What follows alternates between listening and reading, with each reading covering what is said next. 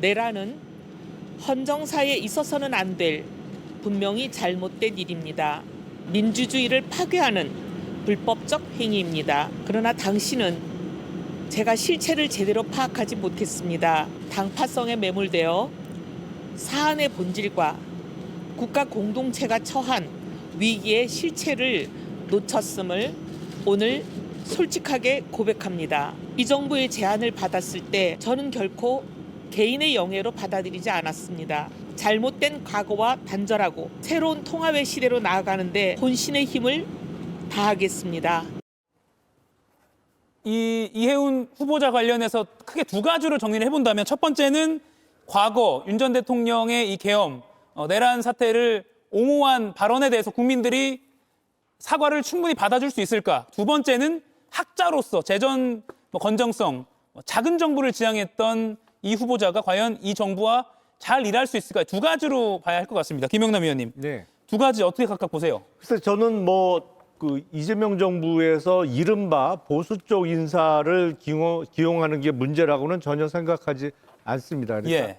지금 정부나 민주당, 여당인 민주당 내에서 확장 재정을 비롯한 그런 주장을 하는 분들이 많이 있을 경우에 뭐 있다면 오히려 긴축 재정이라든지 작은 정부를 지향하는 인사도 그만큼 더 필요한 것이라고 생각하기 때문에 그거 자체는 전혀 문제가 안 된다고 생각을 합니다. 다만 불과 얼마 전까지만 해도 윤석열 당시 대통령의 탄핵에 반대하고 뭐 석방을 주장한 것은 이게 보수와 진보의 문제는 전혀 아니라고 저는 생각을 합니다.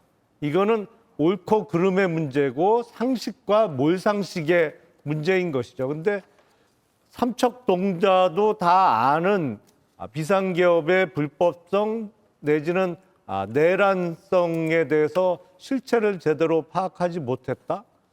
그러면 그 정도로 그릇된 판단력을 갖고 있고 상식이 부족한 사람이 장관직을 수행하는 게 과연 맞나? 그런 의문은 계속될 것 같습니다. 그 예. 의문은 없어지지 않을 것 같습니다. 예. 이재명 대통령은 국민 여러분께서 강요 지명 인사에 대해서 고려할 게 많다는 점을 생각해 주시면 고맙겠다. 파란색 좋아하는 사람들이 권한 가졌다고 해서 사회를 통째로 파랗게 만들 수는 없다라고 하면서 이른바 보수계 인사들도 이렇게 인선을 등용할 수밖에 없는 그런 자신의 사정을 국민들에게 이해를 구하는 식으로 오늘 말하기도 했습니다. 이재용 의원님, 장동혁 국민의힘 대표는 이 후보자 관련해서 여러 제보가 이미 많이 들어와 있다 라면서 송곳 청문회를 이미 예고했거든요. 청문회 통과도 글쎄요, 어떻게 전망하십니까? 사실 청문회 통과 같은 경우에는 잘 아시다시피 지난 몇 년간 청문회 뭐 이런 보고서가 올라가지 않아도 여당이 원하고 대통령실에서 지명을 하면 되게 돼 있어요. 그래서 어찌 보면 이게 요식행위가 될 수밖에 없는 상황이 일어날 수도 있는데 글쎄 어떤 제보를 받았는지는 모르겠으나 저는 이해훈 그러니까 보수 진영에 있었던 이해훈이라는 전 대표, 전 최고위원, 전 당협위원장이 지금 뭐 내각에 들어간다는 것 자체를 그거를 무작정 비판하는 것은 저는 그건 다시 한번 고려해 봐야 된다. 뭐 이런 개인적인 생각은 가지고 있습니다. 예. 다만 저는 김용남 의원님 말씀하신 대로 한 가지 이해훈 지금 후보자에 대해서 오늘 나왔던 그 해명은 좀 이해가 안 되는 부분이 있어요. 뭐냐면 삼선 의원입니다. 예. 굉장히 많은 그 요직을 이제 맡으셨고 그 당 뭐 선거에서도 대선에서는 굉장히 중요한 역할을 해오셨기 때문에 예. 굉장히 큰 그림, 뭐 정치적인 이해도 굉장히 높으신 분인데 이분이 지금 나와서 이런 일단은 계엄을 내란이라고 좀 명명을 해버렸고요. 예. 여기에 대해서 당시 분위기에 휩쓸려서 실체를 파악하지 못했다라고 말씀하신 거는 그 부분은 약간 비겁해 보일 수도 있다.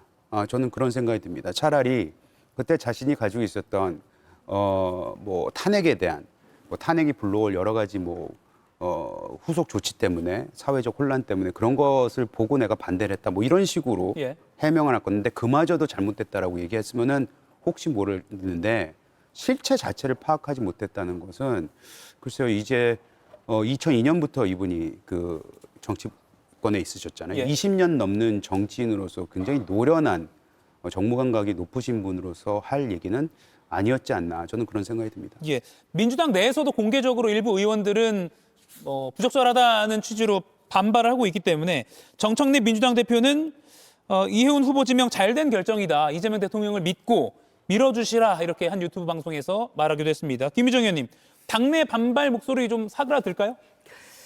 모두가 이 지명에 대해서 놀랐기 때문에 아마 누구도 예상치 못한 파격적인 인사였다는 것은 자명한 일인 것 같고요. 그런데 국민의힘에서 또 민주당 내에서도 여러 가지 이견들이 있는 것 같아요. 네, 그만큼 아마 예상을 뛰어넘는 인사였다라는 방증이 되겠죠. 예.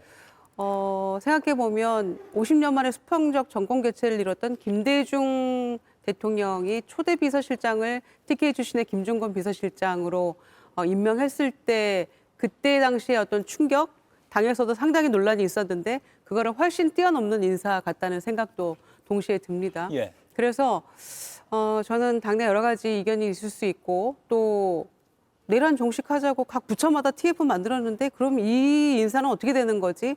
이런 여러 가지 의구심도 가질 수 있다고 생각합니다. 그런데 대통령께서 그 후보 시절에도 그랬고 당대표 시절에도 우리 중도 보수다.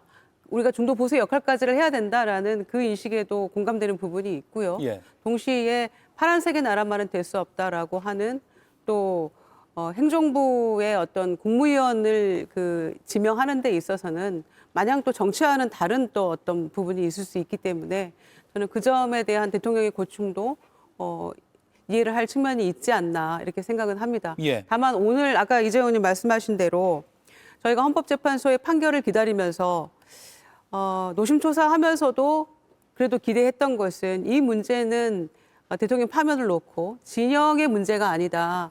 누가 추천했느냐를 놓고 그 헌법재판관들의 면면을 놓고 이걸 뭐 5대 3이니 4대 4니 이렇게 얘기할 문제가 아니기 때문에 이 문제는 상식의 문제고 헌법의 문제이기 때문에 8대 0이 될 것이다라고 했던 것처럼 그런데 삼선 의원의 상당한 중진 의원을 지내셨던 이해운 후보자가 실체를 파악 못해서 당파성에 매몰돼서 그렇게 얘기했다라고 한 그 지점은 예. 조금 더 솔직한 해명이 나와야 될 것 같습니다. 저는 오늘 조금 약간 비겁한 변명처럼 들렸거든요. 그래서 예. 같은 생각이에요. 그래서 대통령 청와대에서 하는 얘기는 본인이 국민의 어떤 잘 소명을 해야 되고 국민을 설득해야 된다라고 지금 얘기를 하고 있기 때문에 청문회 과정에서 아마 양쪽 다 송곳 검증하게 될 것 같아요. 여야 불문하고 아마 벼르고 있을 거라고 생각합니다. 그것과 그다음에 윤핵인 내란에 대한 입장을 오늘보다는 좀 더 솔직하고 진전된 입장이 나와야 될 것 같고요. 세 번째는 경제정책의 어떤 방향에 대해서 대통령과 완전히 색깔이 다르지 않습니까? 예. 한때 경제민주화를 박근혜 대통령과 발맞춰서 하긴 했습니다마는 확장재정이나 기본소득과 관련해서는 입장이 전혀 달랐기 때문에 이걸 어떻게 풀어나갈 것인지에 대한 부분도 설득력 있게 본인의 소신을 밝혀야 될 것 같기 때문에 예. 굉장히 청문회의 파고가 높을 것 같긴 합니다. 예. 그러나 지켜봐야죠. 본인이 어떤 국민 검증 또 국회를 넘어서야 되는 책임은 일단 후보자 본인에게 있을 거 아니겠습니까? 그리고 이 자리를 수용을 했을 때에는 이 정도 각오는 했겠죠. 그렇게 생각합니다. 예. 질문을 할 게 많고 답을 들어야 할 게 많은 그런 상황인 것 같습니다. 그리고 아마 이해운 후보자는 사과를 거듭 여러 차례 하지 않을까 싶습니다. 이가혁 라이브를 시청해 주셔서 고맙습니다. 이가혁 라이브는 평일 오후 5시 TV와 유튜브로 실시간으로도 함께 하실 수 있습니다.